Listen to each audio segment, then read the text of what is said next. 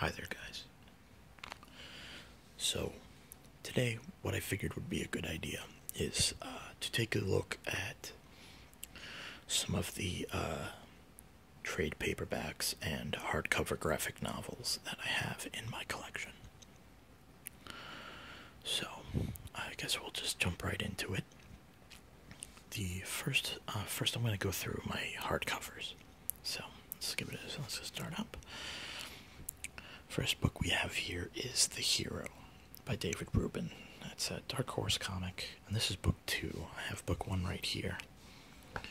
And I am currently reading book 1 on my channel. So if you want to give it a look, I will leave a link in the description for the first reading video, part 1 of The Hero, book 1. A very interesting book. It kind of blends modern day technology with the world of Greek mythology, which is very interesting, and they did it very well. And so if you're interested in something like that, do yourself a favor and go look at the reading video. Don't want to spoil too much for you if you're gonna watch the readings. Alright, so next up, we have Volume 1 of The Amazing Spider-Man, and this is Volume 1 of the original comics by Stan Lee and Steve Ditko. And if you see here, it has Amazing Fantasy number 15, which is actually the first appearance of Spider-Man. And we also have The Amazing Spider-Man, numbers 1 through 10. So altogether, you get 11 issues of Spider-Man. You have his origin. Oops, sorry, my finger was in the shot there. You have his origin story as well as a few of the issues following, and it is very interesting. As a huge Spider-Man fan, this is a must-have for me, and it is a cheaper alternative, of course, to getting the original single issues and reading them that way. As much as everyone would like to do it that way, it's just a bit too expensive for someone as popular as Spider-Man to get issue number 1. So I definitely recommend this for somebody who wants to read original Superman stories and doesn't have a fortune to spend on comic books. Next up, we have Ragnarok: Last God Standing by Walter Simonson, and this is published by IDW. And it is a very good story. For those of you who aren't aware of what this book is about, this is a book that takes place after the 9 realms have been ravaged by the evil lords of I don't know, I forget what they're called, and they have defeated the gods of Asgard, and all except for Thor are dead. But you can see Thor may as well be dead. He has nothing left, and as you see, he's pretty much dead. He's still got all of his muscles, but he's missing his lower jaw, and he's not looking too great. If you are a fan of Thor, this is a very, very interesting take on Norse mythology and what happens if evil triumphs instead of the good guys. So I definitely recommend you take a look at this. Next up, we have The Dark Avengers, published by Marvel, of course, and this is the story about what happens when the Avengers have split up pretty much, and the bad guys take over the pedestal of trying to save the world. And it's actually kind of interesting. The leader of the Avengers is actually Norman Osborn. And for those of you who don't know who Norman Osborn is in the Marvel Universe, he is the Green Goblin from Spider-Man. And you can see where that can go bad. And Norman Osborn takes up the mantle Iron Man left behind as from Iron Man, and he becomes the Iron Patriot, as well as a whole bunch of other characters that I'm sure you see in other Marvel stories. This is interesting, and I do recommend you give this a shot if you can find it for like $25-30, because I believe that's what this goes for nowadays. It is a nice and lengthy story, and I haven't been able to go through the whole thing just yet. So, yeah, definitely pick this up if you can get it for a decent price. Now, hold on, my books are falling down.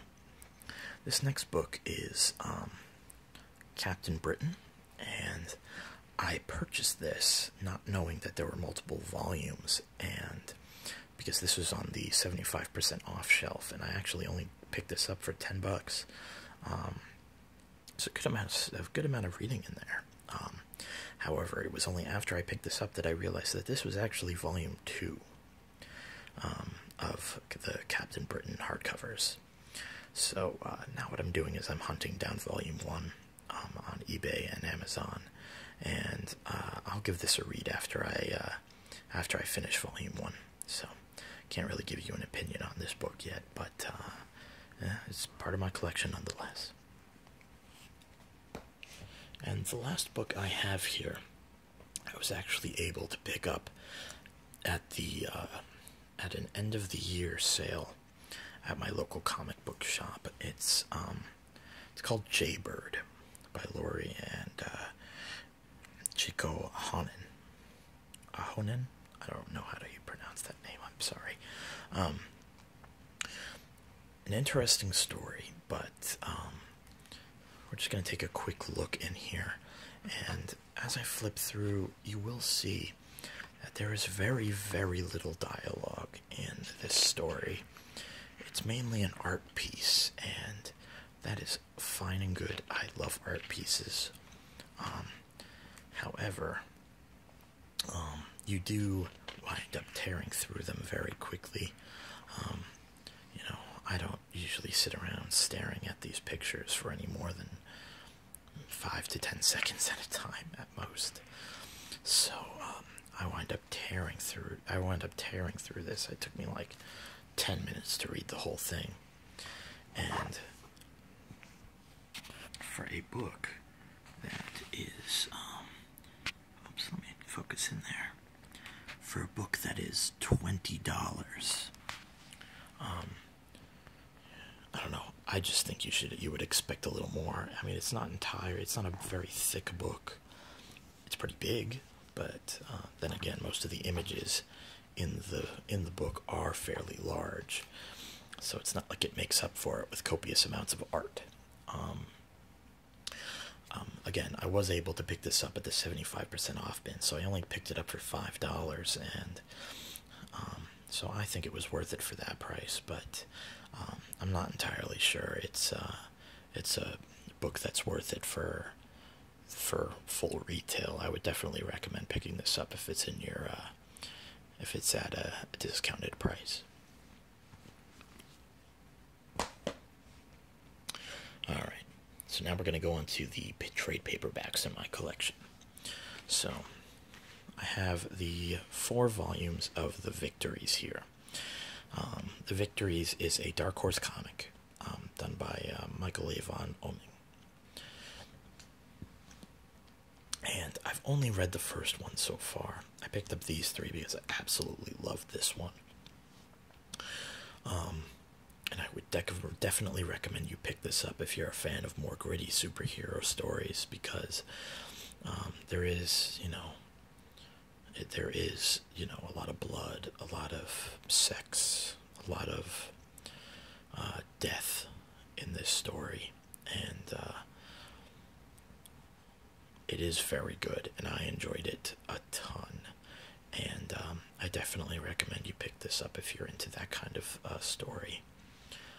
More gritty stories instead of nice, goofy superhero stories, which I am also a fan of, but those are great stories also. So, the next book I only have one volume of. It's Invincible. So I picked this up recently, actually, after hearing really good things about Invincible. So I figured I'd pick up the first volume of the trade. I haven't gotten to start it yet, so yeah, really no opinion on that just yet, but I hear it's very good, so I'm excited to start it up. Next we have Astro City, Private Lives. This is a story that takes place in the Astro City universe. For those of you who have read other Astro City comics before, this is different. This book is not about the superheroes. Rather, it's about the normal people, should I say, the non-superpowered people, and how they interact with their superhero peers, so to say. And it's how normal human beings would live in a superhero world, and it's very interesting. It's like if superheroes were real. This is kind of how people would act, and I think it's a very interesting story. And I've only read the first of the stories, but I did enjoy it a lot, so I will finish this at some point. Next we have, I only have 2 DC books in my collection, and they're the two pride and joy characters. So the first one is Superman, Superman Birthright, and I picked this up because it was different than other Superman comics. This is more a character piece about Clark Kent and why he decides to become Superman and take advantage of his powers and stuff like that. It's not about Superman punching people and saving the world. It's about Superman learning what it means to be Superman, and it really is an interesting book. So I would recommend you guys pick this up if you are interested in stuff like that. I'm only about halfway through it, so but it is good from what I've read so far, unless it really tanks down at the end there, which I don't believe it would. Alright, so the next book here, again, another DC. It's the only other DC book I have is the Batman, The Dark Knight Returns. I'm not a huge fan of Batman comics, but this did seem interesting, so I decided to pick it up. I have not yet read this, so really don't have an opinion for you, but it is a piece of my collection nonetheless. Alright, now Marvel being my favorite publisher right now, I have mostly Marvel stuff. So the first thing I have right here is this little book, not a huge book, Night of the Living Deadpool. I do really enjoy Deadpool as a character, and when you throw zombies into the mix, I'm sure you wind up with a really funny time. And I say I'm sure he would wind up with a really interesting time, because I haven't read this yet either. I do have a bad tendency of buying books and then not reading them for a little while, so I picked this up for cheap, and I'll get to it at some point also. And on the topic of things I have not yet read, I have Hawkeye. I have read the all-new Hawkeye. However, I picked these up recently, and I haven't gotten a chance to read these two yet. Got all three of these for a really good price, so figured I'd pick them up. This one was pretty good. I enjoyed it. I haven't gotten a chance to read these two yet, but this one was pretty good. It tells the tale of how Hawkeye became Hawkeye, and it was very interesting. That's really all I have to say about that. Hawkeye is Hawkeye. He shoots bows and arrows, and it's cool. All right, now one of my favorite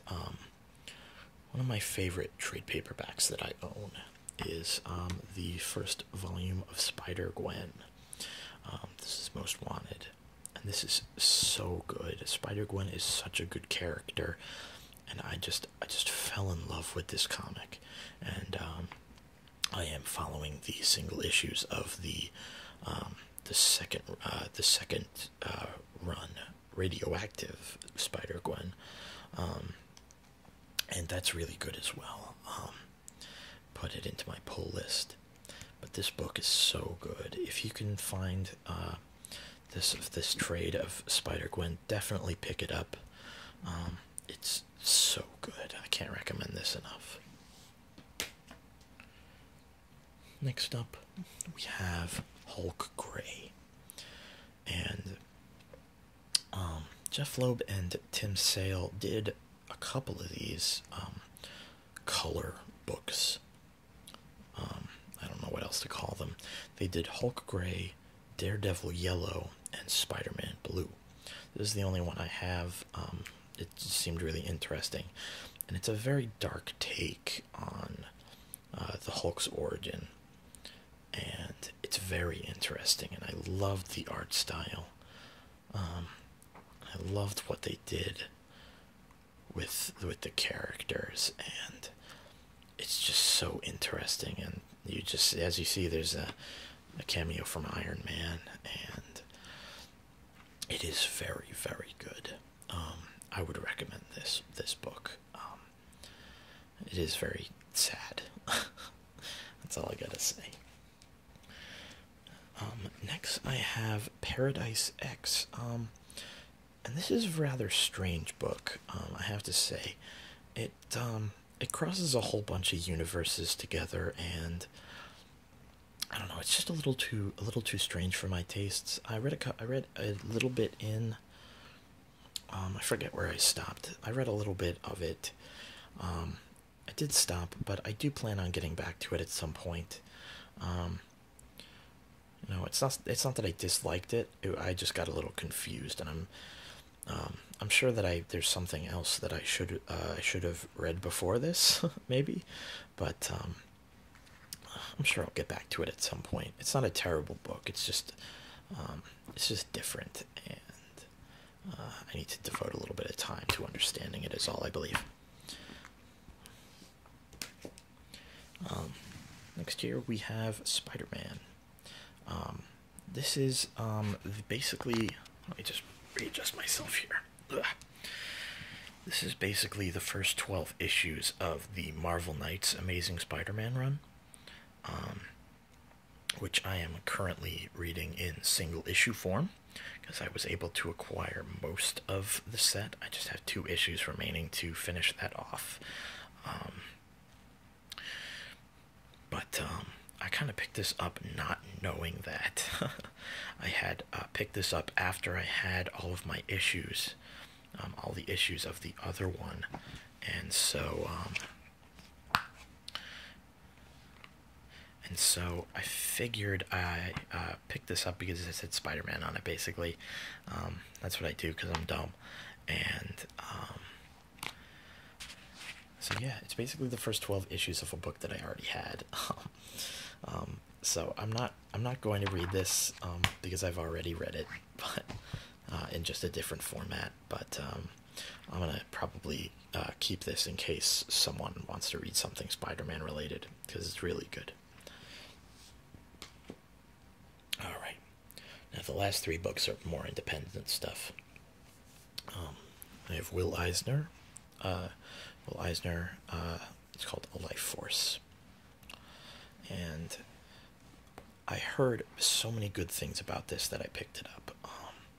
I haven't gotten to read it yet, so I don't really have an opinion myself of the book, but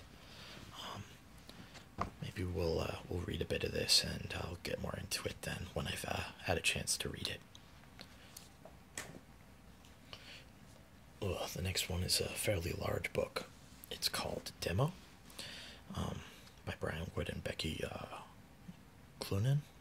I believe that's how you say it. Yeah, it's a fairly thick book. Again, it's another superhero piece about what would happen if superheroes really existed, much like Astro City Private Lives. It is a black and white comic, and I read the first story because I believe they're all different stories, and they're all separate stories. Like you don't have to read them in order. And I really liked the first one. It was very different from other comics. It was about this girl who takes medicine to suppress her powers because her powers really aren't powers while she's learning to control them. They're basically, she's just like a bomb, like when she doesn't take her medicine a couple hours after failing to take her medicine, she basically just explodes and destroys everything around her. And it's a very, very interesting story finding out. It's actually these two characters in the first story, and it's very interesting. I wouldn't say I recommend it yet because I only read the first story, and it is a pretty big book. However, as you see on the back, it is only $25, and let me just refocus. It is a lot of story for $25. In comparison, this book, which is probably this much smaller, if I put them next to each other. I mean, I hate to compare things, but I mean, look at that. This book was $40. This book was $25. I mean, I got it for even cheaper than $25, but you get the point. So definitely for the money that I bought this for, I would recommend buying it. Just for the first story, if all of the rest of the stories are as good, I would definitely recommend it. And finally, we're up to the last book in my collection, I Kill Giants. I haven't gotten the chance to read the whole thing just yet. However, this is so fantastic. It's about this girl who has this, at least she pretends to have this gigantic hammer, and she believes that she kills giants and that she's a giant slayer, when in reality it's just all in her imagination, and it's about how people react to her being the way she is, and it's just so interesting, and I love the characters and how they interact, and it's just so good. Definitely recommend picking this up, especially for the price. The art is just so nice. It's like anime-esque.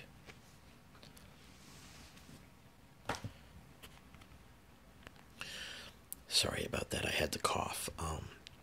That's basically it for this video. That is everything I have in my collection in terms of hardcovers and trade paperbacks. I will update you as I pick up more in my comic book pickup videos.